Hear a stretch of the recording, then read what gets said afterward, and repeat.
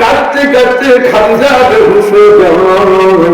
আল্লাহ পয়গম্বর জিজ্ঞাসা করে, খাদিজা তোমাকে তো কোনোদিন কষ্ট দেই না, আমি গরিব হতে পারি, আমার কিছু না থাকতে পারে সংসারে, কিন্তু আমি তো দুবারে কষ্ট দেই না।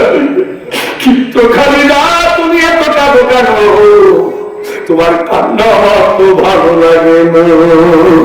ইয়া রাসূলুল্লাহ, ইয়া হাবিবাল্লাহ, আমি কান্না করি এই জন্য, আমি দুঃখের জন্য কান্না করি না, সুখের জন্য কান্না করি না, এই দুনিয়ার কোন জিনিসের জন্য আমি কান্না করি না। আমি কান্না করি ওই অন্ধকার কবরে আমি কেমনে থাকবো।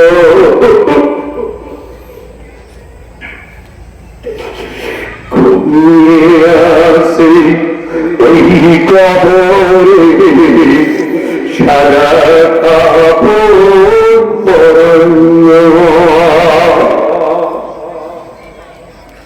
শীতের ভিতর বিছানা সারা, শীতের ভিতর বিছানা সারা থাকতে পারিনি,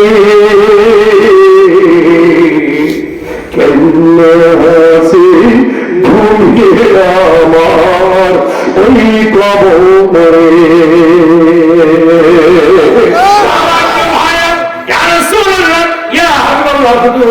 আমি আপনার কোন কিছুতেই আমি অসন্তুষ্ট না, কিন্তু বড় ভয় হয়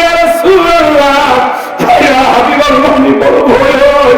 আমি খাদিজা ওই কবরে যখন আমার সাথে কাপড় পরাইয়া রাখবে, আর আল্লাহর ফেরেশতা এসে যখন প্রশ্ন করবে, আমি যদি জবাব না দিতে পারি, আমি খাদিজা আমি সহ্য করতে পারবো না।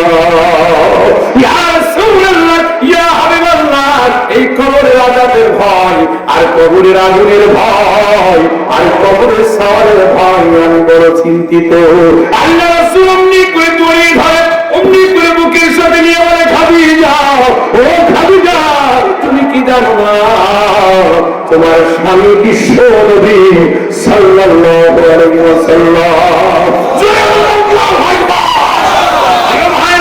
এরপরে কি আল্লাহ নবী, আল্লাহ পয়গম্বর অমনি করে বললেন, তারপরে বলছি রাসূলুল্লাহ, তারপরে যেন আমার ভয় হয়। আল্লাহ রাসূলকে বলেন, ইয়া রাসূলুল্লাহ, আমি 3টা শর্ত দিয়ে গেলাম, আমি যদি ইন্তেকাল করি এই শর্তটা একটাও আপনি বাদ দিবেন না। ইয়া রাসূলুল্লাহ, ইয়া হাবিবাল্লাহ, প্রথম শর্ত হচ্ছে আমি যখন ইন্তেকাল করব, আমাকে সুন্দর করে দাফন কাফন দেওয়ার জন্য প্রস্তুত করে এই কবরের কাছে আনবেন। আনার পরে এই কবরের ভিতরে 3টা ঘোড়া দিয়ে দিবেন। আপনি জোরে বলেন আল্লাহু আকবার। আমি জানি বিশ্ব নবী যেই বিছানায় আর যেখানে দেওয়া যায় কিয়ামত পর্যন্ত সেখানে রহমতের ফেরেশতা ছাড়া আযাবের ফেরেশতা আসে না। ইয়া রাসূলুল্লাহ, 2 নম্বর, কবরের ভিতরে লাশটা আপনি নিজে হাতে নামাবেন। আর 3 নম্বর, যতক্ষণ পর্যন্ত আমার কবরের সওয়াল না হবে, ইয়া রাসূলুল্লাহ, ইয়া হাবিবাল্লাহ, ইয়া আমার প্রাণের স্বামী, আপনি কখনো এখান থেকে যেতে পারবেন না। বলতে চাই, এই 3টা জবাব যখন বলে দিল, যাওয়ার পর আল্লাহ পয়গম্বর বললেন, আমার তারে স্ত্রী, আমি কথা দিয়ে দিলাম 3টা একটাও আল্লাহু আকবার কখনো বাদ যাবে না।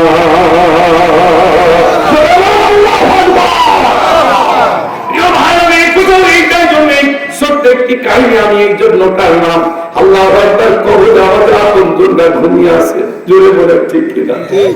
আপনজনরা ঘুমিয়ে আছে, চোখ বন্ধ করলে মরা মার কথা মনে পড়ে, চোখ বন্ধ করে আপন আত্মীয়দের কথা মনে পড়ে। আমার দোস্ত মাওলানা আরহাস হোসেন ফারুকী প্রায় মরছে, তার আব্বার জন্য দোয়া করে, মার জন্য দোয়া করে। আমি মনে মনে চিন্তা করি, আমার দোস্তর মাওলার বাবাও না, কিন্তু আমি জিহাদে আমার মাও বাবা বেঁচে আছে, তাই তো আমি বুঝতে পারি না মারা কি দেখা যাবে বলে ঠিকিরা।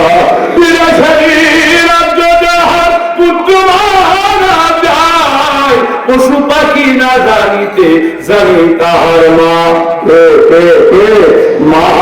মার বাজার কত। এই জন্য আপনাদের ক্ষেত্রে এখানে বলি, কার মা মারা গেছে হাতটা তুলুন, আল্লাহু আকবার।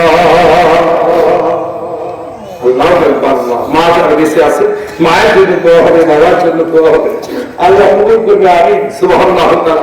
আর মামুনদের ভিতরে বলি, ও মা, সবার তো আমরা মারা যাবো মা, আপনার দিনে 5 ওয়াক্ত নামাজ পড়বেন, দিনে 5 বার নামাজ পড়বেন, নামাজে আপনাকে কবরে বাকি দিয়ে দেবে, নামাজে আপনাকে কবরে একমাত্র সহযোগিতা করবে, তাছাড়া নসিব কেউ সহযোগিতা করতে পারবে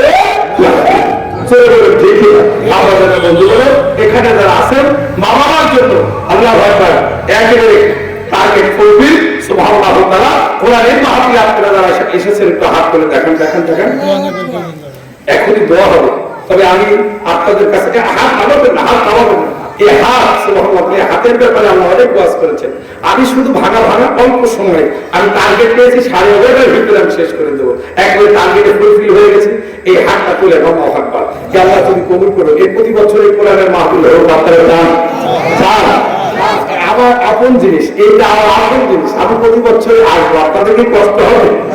একদম সকাল সকাল উঠবো, এখন বর্তমানে লাগবে না, মাত্র 2 ভাই ক্লিয়ার আমি এই জন্য আসেন, টুক করে বাম হাতটা নামান, কিন্তু এই ডান হাতের অনেক প্রবলেম আছে কিনা, আছে কিনা? এইভাবে ধরতে আল্লাহ ভাবলেন, এই সাধু আঙ্গুলের অনেক শক্তি আছে, আছে কিনা? নাই হাতটা 5টা আঙ্গুলে ভাববেন, আল্লাহ কবুল করুন। এই হাত দিয়ে আল্লাহ পাক যেন আমাদের কি করুন, কবুল করে তার গুলো দিয়ে দিতে। একটু করে একটু পকেটে হাতটা ঢোকেন, সকলে পকেটে ঢোকেন, শুধু দোয়ার জন্য, মায়ের দোয়ার জন্য আপনাদের কাছে পকেটে যে যা পারেন আপনারা ঘুরেন, ভিতরে একটু যাবেন। এখনই দোয়া হবে আলহামদুলিল্লাহ, মার জন্য আছেন, আল্লাহ মার জন্য কেউ কিছু দিলে দেন, মা বোনদের ভিতরে আপনারা কেউ আছেন।